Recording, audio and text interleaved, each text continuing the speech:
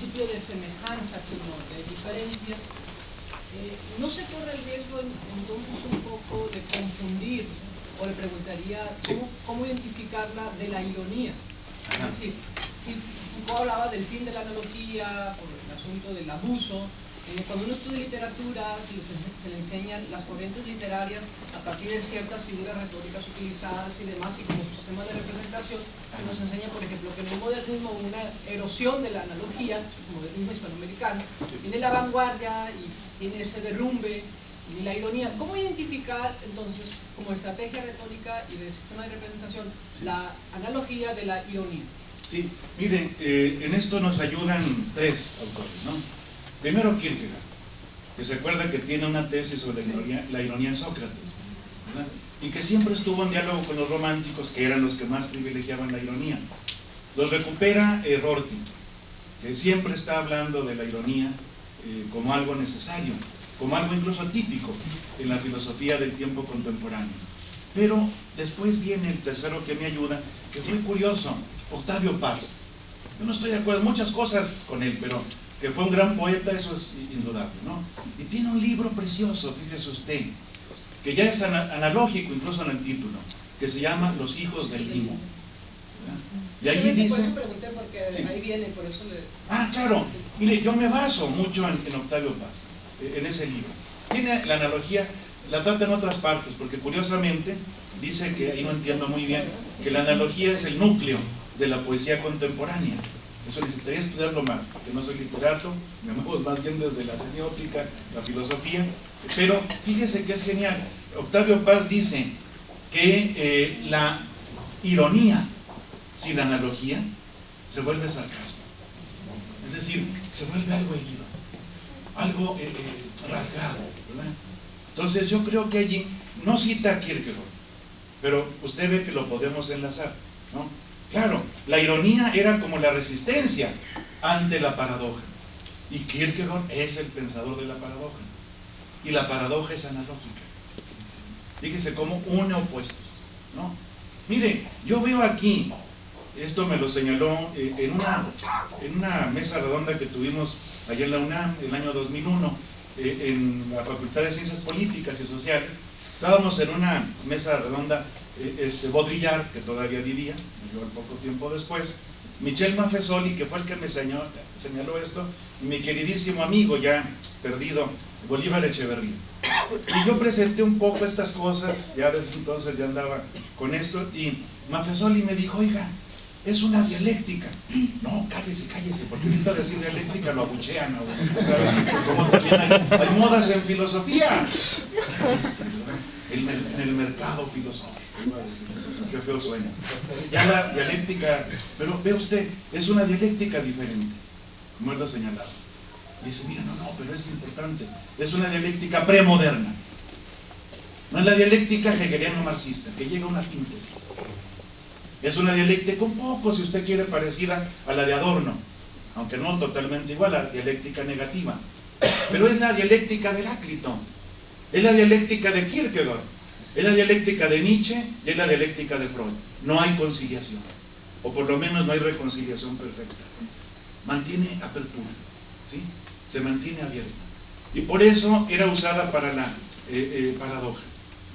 Y no únicamente, como lo señala Kierkegaard en su célebre tesis sobre la ironía en Sócrates, no era una ironía destructiva, como a veces pasaba, lo sabemos, con los románticos y con el propio Rorty, ¿verdad? Porque lo tuvimos ahí en la UNAM, curioso, un año antes de que muriera. Él muere en 2007, estuvo antes ahí en filosóficas, ahí con los analíticos, que ya están abriéndose, ya así como que a ese renegado de la analítica lo invitaron, y habló también de la ironía, que es por parte de la contingencia. Recuerda que tiene un libro que se llama Ironía, Contingencia y no me acuerdo qué más, ¿no? Pero es sobre todo, y termino mi respuesta, ojalá me acerque a lo que usted ha preguntado, es la búsqueda, a veces dolida, del conocimiento, ¿no? Rorty se pasó toda la vida diciendo que no había que tratar de la verdad, de la objetividad, y me recordé siempre, bueno, cuando fue ahí a la UNAM, volvió a hablar, no hay que buscar la verdad, no hay que buscar la objetividad. Me acordé del prólogo que le pone el gran Bertrand Russell al Tractatus Logico-Philosophicus de Wittgenstein. Aquí el señor Wittgenstein se las ha ingeniado para hablar mucho de lo que dice que no se puede hablar nada. Entonces, ahí va un poco de ironía, pero también de nada. Gracias, muchas gracias por su intervención. Interesantísimo. ¿Alguna otra pregunta?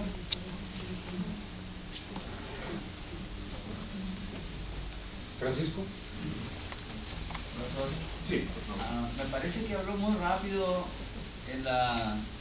de la explicación que hace el grupo MI, de la metáfora como doble metonimia. Ajá. ¿No es una contradicción o tratar de juntar agua con aceite ahí? No sé, ¿cuál es su crítica a Sí, esa...? mire, por eso yo sigo prefiriendo lo que ha hecho Jacobson, de ponerlos como dos pilares del discurso humano, ¿verdad? Pero independientes, no como si fueran derivados, ¿verdad? Figuras derivadas de otra figura. Siempre se han considerado, usted lo sabe, como las principales, ¿verdad? Yo por ahí veía incluso una cosa que me aclaró mucho, que es la brujería. Hay una brujería metafórica y una brujería metonímica. La brujería metonímica es con pedacitos de cosas de la persona, ¿verdad? Con pelo, eso es tocar la realidad. Con la fotografía, pues si luego no le duele el brazo o la garganta, alguna cosa le están haciendo por ahí. Y la metafórica es a través del ensalmo de la palabra, ¿verdad? Entonces me queda más claro. Tampoco le digo, creo que sea únicamente la metonimia para la ciencia, porque también la metáfora se utiliza para la ciencia, ¿verdad? Ni tampoco la metáfora puramente para la poesía, porque también usamos metonimia y muchos otros tropos para hacer poesía, ¿verdad? Entonces yo mantendría más bien esa polaridad, que creo que los junta la analogía, como les decía hace un momento, ¿no? Y le agradezco mucho su intervención. José. Continuando con esta última parte, Sí. por ahí, no sé si Jacobson dice que en Proust encontramos sobre todo el reino de la metonimia. ¿En qué sentido podría apoyarlo? Sí, mire, yo creo que esto se ve todavía más fuerte en los barrocos, ¿verdad? Por ejemplo, qué diferente es el uso de una metáfora por un conceptista que por un culterano. Qué diferente es el uso de la metonimia por un conceptista y por un culterano. Y también se ve en Proust, en muchos. Inclusive ahora, maestro, lo ve usted en la historia. Este nuevo teórico, Hayden White, que tuvo cierta polémica con Ricoeur, habla de que escribimos la historia según tropos, ¿no? Que por cierto, la ironía dice que lo usaba Marx, el Hayden White dice eso, ¿no?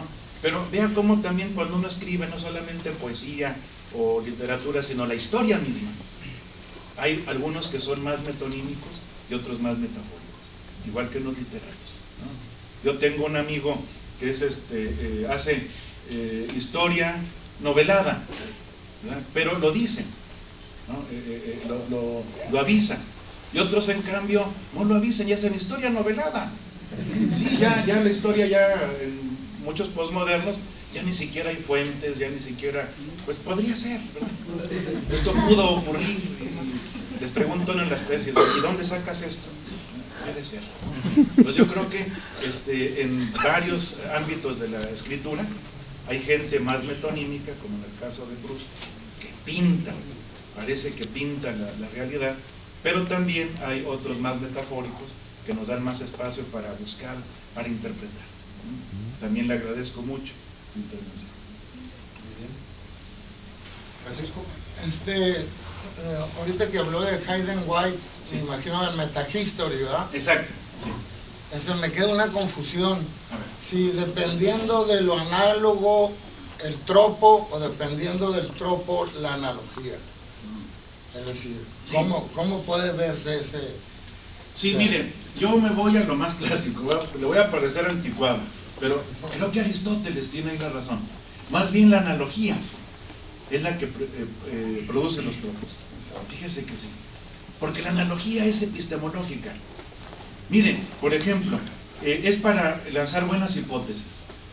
Allí los analíticos en filosóficas tradujeron a un gran autor que es Nicholas Rescher, que habla mucho, de filósofo de la ciencia, y él curiosamente dice que en la analogía, que nos sirve para hacer buenas hipótesis, tiene que predominar la semejanza o la identidad. Yo creo que no, la diferencia, porque es cuando vemos más, maestro, las variables en la realidad, ¿no? Es más atención a las variables, ¿no? La variable siempre tiene cierta ambigüedad, tiene cierta orientación hacia la diferencia. Bueno, podría decirse que dependiendo del sapo la metáfora. Ángel. Muy bien. Y la metonimia, porque también es pedrada, ¿no? Sí, exacto. Mire, dado usted una caracterización de la hermenéutica. Según el texto es la pedrada, ¿no? O lo que se necesita para interpretar, ya sea metonimia, para algunos textos que son más científicos, o como dice el propio Jacobson, de prosa, prosaicos, ¿no? Pero para otros más literarios va a necesitar usted aplicar el polo metafórico, porque si no se va a quedar sin comprender. Fíjense que es curioso la metáfora, la poesía. A nivel sintáctico, pues no se entiende nada. A nivel semántico apenas. Y sobre todo es a nivel pragmático, que muchos ya le llegan a decir que pragmática y hermenéutica coinciden en lo que están buscando, ¿no? Muchísimas gracias. Perfecto. ¿Alguien más? Muy bien. Bueno, pues agradecemos de nuevo. Yo les agradezco a ustedes.